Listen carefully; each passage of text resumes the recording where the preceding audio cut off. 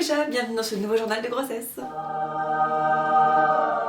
Ah, on n'y croyait pas, hein. Enfin moi personnellement je n'y croyais pas beaucoup, mais oui ça y est, 38 semaines d'aménorrhée, presque terminé déjà. J'ai battu tous mes records. Voilà, pour Léo j'ai accouché à 37 plus 3, pour Axel j'ai accouché à 38 tout pile. Donc là ça y est, j'ai battu tous mes records de grossesse. Je n'ai jamais été enceinte aussi longtemps que pour cette troisième grossesse. Et c'est hyper cool, enfin franchement c'est étonnant vu tout ce qu'on m'avait dit, que ça allait arriver tôt, patati patata. Et finalement, voilà, on est toujours là à attendre que mademoiselle vienne au monde. Oh là là. Je suis pressée, extrêmement excitée et j'ai trop envie de la voir. La rencontre c'est tellement un moment incroyable, c'est indescriptible, c'est un truc de malade.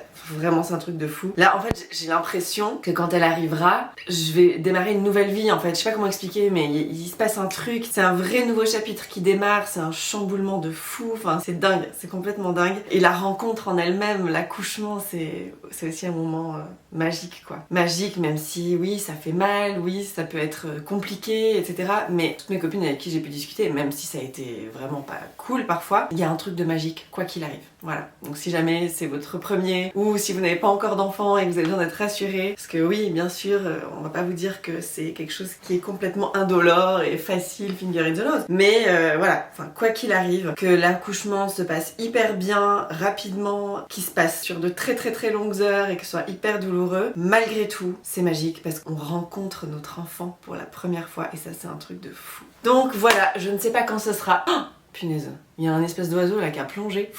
J'ai cru que c'était un truc qui se jetait. Alors voilà, tout ça pour dire que une semaine de plus au chaud dans le ventre de maman. Par contre je pense qu'elle doit commencer à gentiment descendre parce que les remontées acides ça va un peu mieux. Quoiqu'elles sont toujours là hein. Mais j'essaye de trouver des points positifs ma foi. Ça va un petit peu mieux. Le soir j'arrive à manger un petit peu plus. Voilà. Donc ça, c'est une bonne nouvelle. Et puis, sinon dormir, c'est toujours très compliqué. Je commence même à avoir du mal à dormir sur le côté. Maintenant, je dois redormir sur le dos, mais complètement assise. Donc c'est pas folichon quoi. Et là par exemple cette nuit Léo a fait un cauchemar et puis il voulait vraiment que j'aille le voir. Il voulait vraiment que ce soit moi et pas Connor. J'avais tellement de mal à être allongée dans son lit, il n'y avait pas assez de coussins, je pouvais pas être relevée comme je voulais. Donc c'était vraiment désagréable quoi. Être à l'horizontale ça devient mission impossible, vraiment. Là je me suis mise à l'horizontale ce matin, je sais plus pourquoi. Ah si je me souviens, méthode à l'italienne. Bref.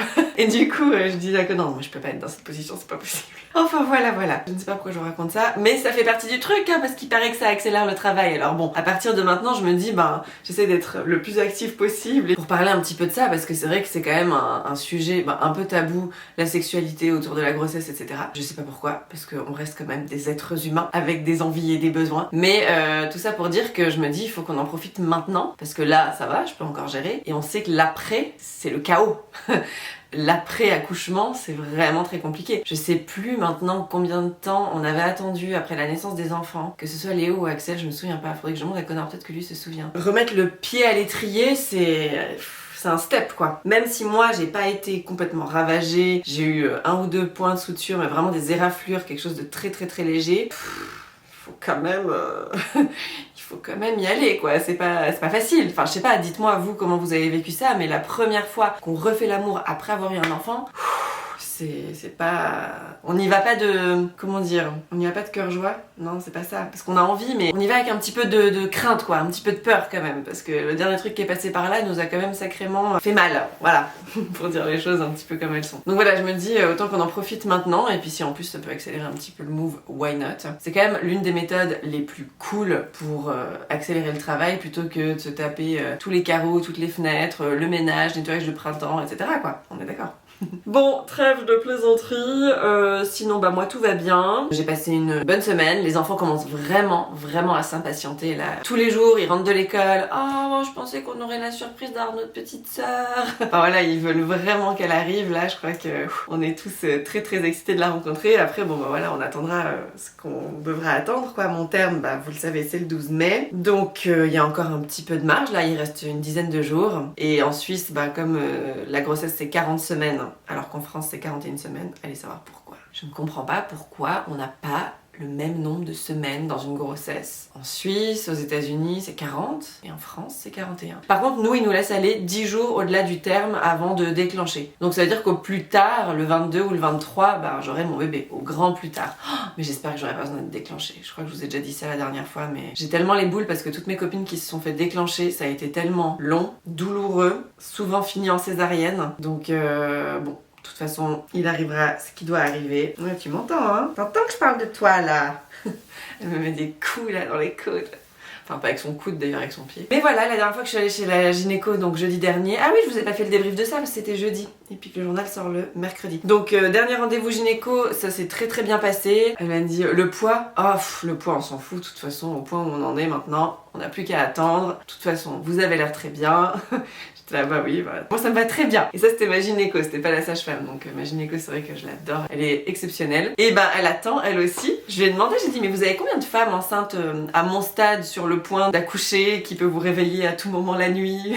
Elle m'a dit, bon, ça dépend les périodes, mais je crois que là, elle en a pas beaucoup. Enfin, elle en a 2 ou 3, je crois. Enfin, j'en sais rien, en fait, je dis ça, mais elle m'a même pas répondu, c'est vrai. Bah, j'ai pas eu l'impression qu'elle avait beaucoup d'autres femmes dans mon état, aussi avancé de grossesse. Donc voilà, je sais qu'elle attend vraiment sur mon appel, enfin sur l'appel de la clinique, sur le moment où elle devra se bouger. Et elle sait qu'avec moi, les accouchements, ça a toujours été en plein milieu de la nuit. Donc voilà, elle s'attend aussi à devoir se réveiller, s'habiller en plein milieu de la nuit pour venir m'accoucher. Elle a l'habitude. D'ailleurs, pour la naissance de... C'était pour la naissance de qui que ça s'était passé comme ça? C'était pour la naissance d'Axel, je crois. Ouais. En fait, on a attendu sur elle. Moi, j'étais prête. Elles attendaient qu'elle arrive parce qu'elle était dans un avion. Elle rentrait de je sais pas où. Elle était au Portugal, je sais plus où elle était. Bref, elle rentrait de vacances et son avion avait du retard. Et du coup, on attendait qu'elle atterrisse. Elle savait, elle avait eu l'info que j'étais à la clinique. Je pense avant de prendre son vol, c'était un vol court. Et du coup, bah, elle savait que dès qu'elle atterrissait, elle devait filer à la clinique. Et dès qu'elle est arrivée, paf, on a percé la poche des os et paf, il est arrivé.